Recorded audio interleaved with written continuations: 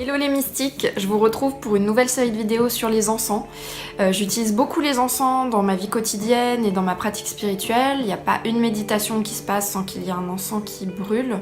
Et j'utilise beaucoup non seulement le côté apaisant des encens, mais également le côté magique pour donner une intention et pour donner un petit coup de boost à tout ce que je fais. Donc aujourd'hui on commence avec le copal. Moi j'utilise pas mal le copal en bâtonnet qui se présente sous ces formes là. J'achète la marque principalement M, mais vous pouvez choisir celui qui vous convient le mieux. Après c'est surtout au niveau de l'olfaction, ce qui va le mieux vous convenir. Et j'achète également du copal brut comme ça, que je fais brûler sur du charbon. Celui-là c'est du copal noir. Alors ça schlingue grave hein, quand même. Enfin, je vous conseille de l'utiliser pour des mélanges. Moi j'utilise pas ça pur. Enfin au début j'ai essayé pur et putain j'ai regretté. Enfin bref.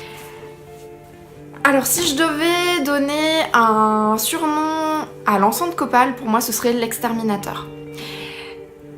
Alors pourquoi l'exterminateur? Parce qu'il a une puissance de nettoyage qui est assez forte. Mais c'est pas un nettoyage doux qu'on pourrait faire au quotidien. On sort pas l'encens de copal tous les 4 matins pour faire le nettoyage énergétique chez soi. Pour moi c'est vraiment quelque chose qu'on sort quand on a besoin d'une puissance d'exorcisme, quand on a vraiment des entités négatives, des ondes très négatives à faire des guerres pires. Et c'est quelque chose qui est vraiment très très efficace pour aussi protéger et faire en sorte de foutre les boules suffisamment fortement aux ondes négatives pour qu'elles reviennent pas. C'est également un encens que je trouve assez mystique et qui va vous permettre de faire des voyages chamaniques. Donc n'hésitez pas à l'allumer pour vos méditations, pour vos projections de conscience, pour tous vos voyages chamaniques. C'est vraiment un excellent encens pour ça. C'est un encens qui va également vous aider pour la confiance en soi.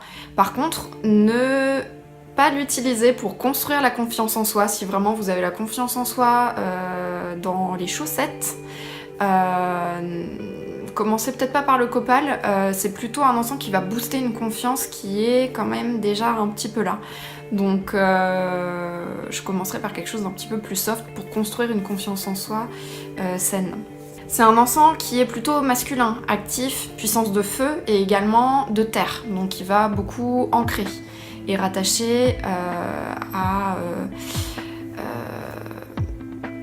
plus que le sol, pour moi ça va être le sous-sol, les enfers. Donc je vais beaucoup travailler avec les entités sombres, les divinités sombres avec cet encens. L'encens de copal se définit comme le 5 de bâton, donc c'est plutôt une carte qui est bagarreuse, investie d'une mission, prête à en découdre, donc ça rejoint bien cette énergie de feu avec les bâtons, cette énergie guerrière, cette énergie masculine dans tout ce qu'elle a de plus active et de plus prête à en découdre. C'est un très bon encens pour détruire, faire fuir, faire peur. S'il pouvait parler, pour moi cet encens il dirait faut pas me faire chier. Alors niveau olfaction, je trouve que c'est un encens qui est quand même assez puissant.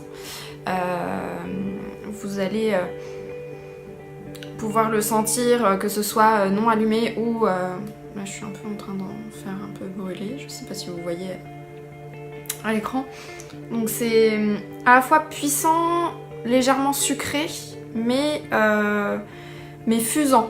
Donc vous avez une sorte de mélange entre de la lourdeur et de la fraîcheur. Au niveau des jeux de cartes qui pourraient bien s'accorder avec de l'encens de copal, pourquoi pas l'oracle des vampires de Lucy Cavendish, et de façon plus globale, plus générale, je dirais tout ce qui est illustré par Jasmine Beckett Griffith.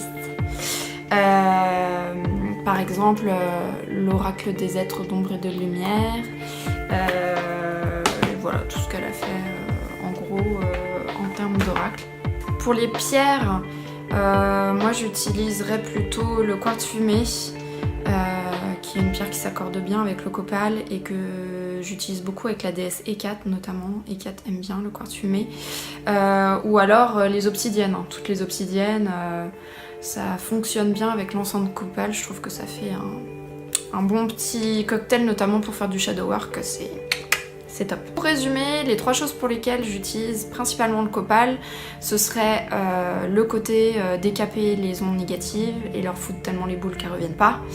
Faire un peu de shadow work et aller touiller dans tout ce qui fait mal, dans tout ce qui est sombre, dans votre psyché. Et le travail avec les divinités sombres.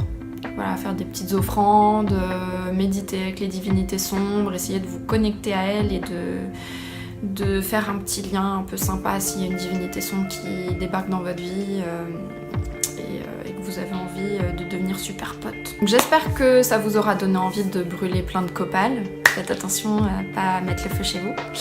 Et je vous retrouve très bientôt pour vous parler d'un autre encens que j'affectionne particulièrement.